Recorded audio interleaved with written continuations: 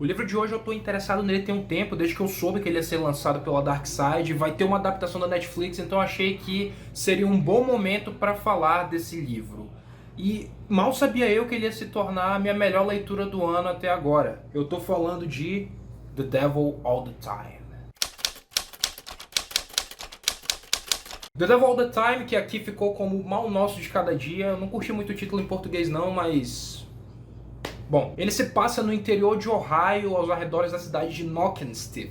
E ele segue um grupo de moradores com o passar de 20 anos, assim. Ele pega ali mais ou menos da metade dos anos 40, no final da Segunda Guerra, até a Guerra do Vietnã, ali até um pouquinho no final dos anos 60, por exemplo. E ele gira em torno dessas pessoas que são meio nefastas. Você tem um casal de serial killers, você tem um xerife corrupto, você tem um pastor que come aranhas. E no centro de tudo isso você tem aquele que a gente pode considerar o protagonista do livro, que é o Arvin Russell, que no filme vai ser interpretado pelo Tom Holland, o Homem-Aranha. E esse é o máximo de sinopse que eu posso dar, não porque revelando mais eu posso dar qualquer spoiler, mas é porque o livro é basicamente isso mesmo, sabe? Você não tem um grande mistério, você não tem um assassinato, por exemplo, que precisa ser resolvido, você simplesmente vai seguindo a vida dessas pessoas até um ponto em que elas vão se cruzar. Aparentemente elas não têm qualquer ligação que seja, mas em um ponto todas essas histórias vão convergir, tendo o Arvin como a figura do principal jogador desse livro aqui, dessa história aqui. Esse livro é o primeiro que eu leio desse autor, Donald Ray Pollock, que pelo que eu vi ele não tem muitas obras lançadas, mas eu posso dizer que esse livro ele avassalou qualquer expectativa que eu tinha. Eu esperava ser um bom livro, cara. Algumas pessoas, inclusive o César Bravo, me recomendou ele bastante, mas eu não estava preparado para o que eu ia ver aqui, cara. Trata-se de um livro que ele mostra uma realidade muito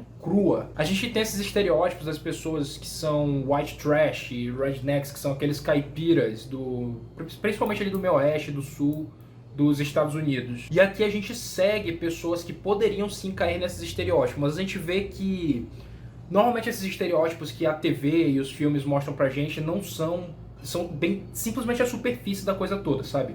São personagens extremamente complexos que a gente vai encontrar aqui. A maioria deles são pessoas bem nefastas, na verdade, o máximo que tu vai encontrar de uma pessoa decente aqui é o próprio Arvin. E você vê que essas pessoas, elas cometem crimes como alguém vai tirar o lixo, por exemplo, como alguém vai comprar um pão. Tipo, é uma parada muito natural pra elas. E seguindo esses personagens, o Pollock, ele vai tecer alguns comentários sobre essa sociedade americana que, inclusive, podem ser vistos até hoje em dia. Você não precisa voltar lá para os anos 60. Ele vai mostrar muito da hipocrisia dessas pessoas do interior dos Estados Unidos, sabe? Pessoas que são racistas, que tratam negros como se fossem animais, mas no fim do dia fazem, assim, coisas que são muito abomináveis, sabe? Esse tipo de hipocrisia. Então ele é um livro que ele é bem cru, ele é bem sujo, ele não se freia quando o assunto é falar dessa questão do racismo e de até homofobia. Tem um personagem no livro que é gay, ele não se aprofunda muito nisso, nessa parada da homossexualidade do personagem, mas ele utiliza ela como uma forma de demonstrar essa hipocrisia, sabe? De fazer essa crítica social. São personagens cheios de defeitos que, na maioria das vezes, só sabem apontar para as outras pessoas que não têm esses defeitos que eles têm, sabe? Tipo, são pessoas que são homicidas, que matam os outros, mas que abominam uma pessoa só por causa da cor da pele dela, sabe? E o Paulo que ele testa esses comentários com conhecimento de causa, porque ele morou na cidade de Knockenstif, Ohio, pelo que eu pude pesquisar, que não fosse a cidade real, mas ele morou numa cidadezinha pequena nessa área de Ohio, assim. Então ele conviveu com pessoas assim, ele sabe como elas são. Esse livro ele pode até ser considerado como um retrato histórico-social, porque essa questão dos anos 60, por exemplo, a gente vê muito isso ser representado em filmes de Hollywood, pegando mais pra parada californiana e mostrando, por exemplo, Era Uma Vez em Hollywood, que pegou ali pra Califórnia, mostrou o cinema ali no final dos anos 60, a parada do culto do Charles Manson, outros filmes, tipo Aconteceu em Woodstock, que mostra a parada do amor livre e tal. Só que raramente a gente vê isso pelos olhos de outra região dos Estados Unidos que não aquela. Então aqui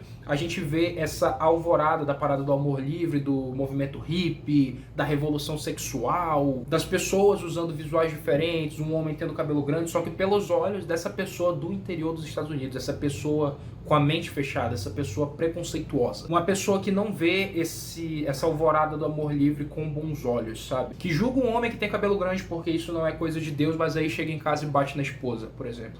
Esse tipo de pessoa. É esse tipo de pessoa que você vai encontrar lendo esse livro. Ele é um livro bem violento, ele tem assim umas cenas que são pesadas, sobretudo no início do livro. Ele já chega assim com o pé na porta, você vai se apegar com alguns personagens, em outros você não vai se apegar, mas ainda assim você vai se sentir interessado pelo que aquele personagem tem pra trazer pra história. Em vários pontos da trama vai parecer que tudo é muito desconexo, você vai começar a pensar, meu Deus, como isso tudo vai se ligar, só que no final tudo vai fazer sentido, cara. O final desse livro é maravilhoso, eu gostei bastante. Para os meus personagens favoritos eu posso destacar o próprio Arvin, o protagonista da história, e o pai dele, que é o Willard Russell. A gente conhece o Willard logo quando ele volta da Segunda Guerra Mundial, em 1945, e ele viu umas paradas bem zoadas lá. Umas paradas que deixaram ele meio ruim da cabeça. Isso é uma coisa que me conquistou no livro de primeira, porque a gente viu muito já esse estereótipo do militar traumatizado, sabe? E nunca passa disso, ele é um cara que viu muita coisa na guerra e tal, às vezes mostra o que ele viu, só que você nunca se aprofunda de verdade do personagem, você nunca vê ele mudar, você nunca vê que efeitos isso tem de verdade na vida dele. E aqui é muito diferente porque o Willard, ele não fica só nisso. Você vê que ele tem esses demônios que ele trouxe da Segunda Guerra Mundial, sobretudo por conta de uma parada que ele viu lá, que eu não vou dar spoiler, mas que foi um lance bem zoado mesmo. Ele lutou lá no sul do Pacífico contra os japoneses, ele fez algumas besteiras na guerra, e quando ele volta, esse comportamento violento, ele tá dentro dele, sabe? Tipo, ele tem essa parada dentro dele, ele não tem vergonha de externalizar e tal, e pra ele isso é um negócio ok, pra todo mundo isso é um negócio ok, porque a sociedade em que eles vivem é uma sociedade que é agressiva. Então uma pessoa ir ali espancar outra não é passível de punição, na verdade, sabe? É uma parada que acontece normalmente por eles, vai ser comentada e tal, mas depois de um tempo é até esquecida. E a gente vê o Willard se tornando esse maníaco religioso e arrastando o filho dele, o Arvin, pra isso, a esposa dele, a Charlotte, também. Isso rende umas cenas bem memoráveis dentro do livro. Umas coisas que vão ser pertinentes assim no início do livro, mas que você vai carregar até o final dele, até a última página. Sim, elas fazem toda a diferença. Isso ajuda muito a moldar a personalidade do nosso protagonista. O Arvin, ele cresce um homem agressivo, apesar dele não ser exatamente uma pessoa ruim, ele é um bom rapaz, sabe, um cara bondoso, só que ele tem essa gana dentro dele que vai crescendo e vai crescendo e vai crescendo, e alguns acontecimentos vão ajudar isso a estourar. Eu particularmente achei ele um personagem bem relacionável assim. As paradas que ele chega a fazer em um ponto do livro são abomináveis, mas ainda assim você não consegue deixar de simpatizar com ele, sabe? Ele é sim, como eu falei no início, o mais próximo que você tem de uma pessoa boa de verdade aqui. Enfim, The Devil All The Time é uma leitura recomendadíssima. Eu amei o livro, dei 5 estrelas de um coraçãozinho e tal. Até agora ele é meu favorito do ano. Pra barrar, eu acho que só o Psicopata Americano que vai sair pela Dark Side, ou o livro novo do King, o Com Sangue, que também tá em pré-venda. Eu vou deixar o Mal Nosso de Cada Dia linkado aqui embaixo pra você comprar na Amazon e ajudar a gente a crescer. Vou deixar linkado também o trailer do filme pra vocês assistirem e se interessarem pela história. O trailer tá bem bacana.